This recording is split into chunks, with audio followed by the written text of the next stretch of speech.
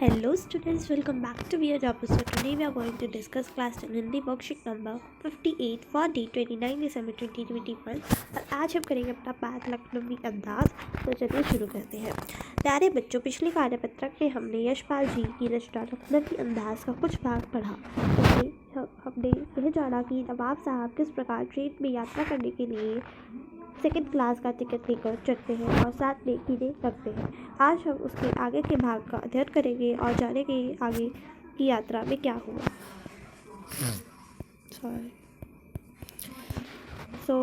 नवाब साहब ने फिर एक पल खिड़की से बाहर गौर किया और दृढ़ निश्चय से खीरे के नीचे रखा तौलिया झाड़ कर सामने बिछा लिया। सीट के नीचे से लौटा उठाकर दोनों खीरों को खिड़की से बाहर धोया और तौलिए से पोंछ लिया। जब जेब से चाकू निकाला, दोनों खीरों के सिर काटे और उन्हें गोद कर झाग निकाला।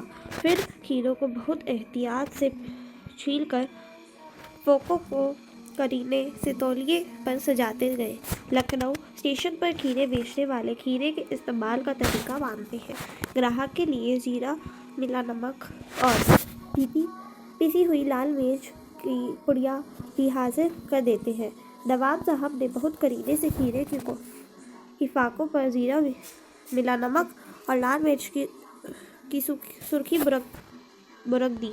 उनकी प्रत्येक भंगिमा और जबड़ों के स्फुरन से स्पष्ट था कि उस प्रक्रिया में उनका सुख खीरे के रसास्वादन की कल्पना में प्लावित ही रहा था। हम कनखियों में देखकर सोच रहे थे मियाँ रईस बनते हैं, लेकिन लोगों की नज़रों में मांग सकने के ख्याल में अपनी असलियत पे उतर आए हैं। नवाब साहब ने फिर एक बार हमारी ओर देख लिया। वल्लाह शौक कीजिए, लखनऊ का बालम खीरा है। तो प्यारे बच्चों, अपने गद्यांश को पढ़ने के पश्चात यह जानने का प्रयास करते हैं कि हमने क्या सीखा है। ये हमारे समक्ष कुछ प्रश्न है, इसे हल करने का प्रयास करते हैं। तो हमें पहले मैं आपको बता देती हूँ, जब वो सेकंड क्लास की टिकट पे बैठते हैं, नवाब साहब बैठे होते हैं और लेखक जो होता है वो उसी ट्रेन में चढ़ जाता है ये सोच के कि कोई भी नहीं होगा, और नवाब साहब भी इसलिए भी लेते हैं ताकि वो सोचते हैं कि कोई भी नहीं होगा। ठीक है, तो दोनों एक दूसरे को देखते कि वो शौक हो जाते कि अरे ये कौन, ये कैसे आ गए, तो मैंने तो सोचा था कि कोई नहीं होगा। तो नवाब साहब ने अपने सामने तौलिए पर खीरे रखे थे और उन्हें बहुत पसंद थे खीरे। तो जो लेखक थे उनसे वो पूछते पहले कि आप खीरे खाओगे, तो उन्होंने मना कर दिया होता है। फिर उसके बाद वैसे उनका मन होता है पर वो मना कर देते हैं। फिर उसके बाद उन्होंने उस पर नमक वगैरह छिड़क के अच्छे से काट के बहुत ही अच्छे से उसे साफ सुफ करके वो फिर से उससे पूछते लेखक से, पर वो मना कर देते क्योंकि उन्होंने पहले मना कर दिया था इसीलिए। तो जो नवाब साहब होते हैं वो क्या करते हैं, उसे सूंघते हैं, उसे अपने पास रखते हैं और फिर बस इतना ही देख के, मतलब बस खाते नहीं हैं, उसकी खुशबू वगैरह से ही उनका मन भर जाता है और वो खिड़की से बाहर उन खीरों को फेंक देते हैं। तो ये पूरी स्टोरी है और आगे हम चलते हैं। नवाब साहब ने खीरे खाने के लिए क्या क्या किया, कम से लिखिए। सो इसमें आप लिख दोगे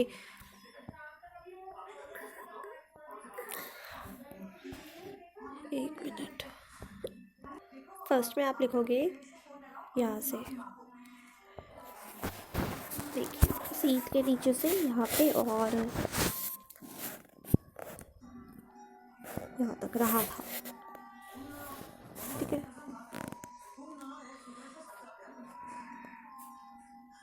नहीं आप बुरमदी तक लिख दीजिएगा, इसे हटा दीजिए। ठीक है, फर्स्ट आंसर हो गया।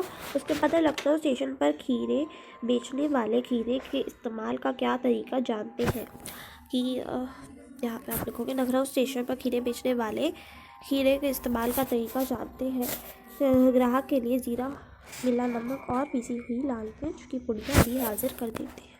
ठीक है, बस इतना आप लिखोगे।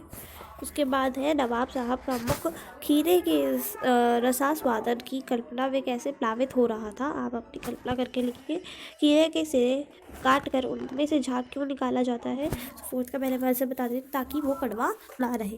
उसके बाद है निम्नलिखित वाक्य की रचना के आधार पर वाक्य भेद बताइए और उससे वाक्य भेद में बदलिए।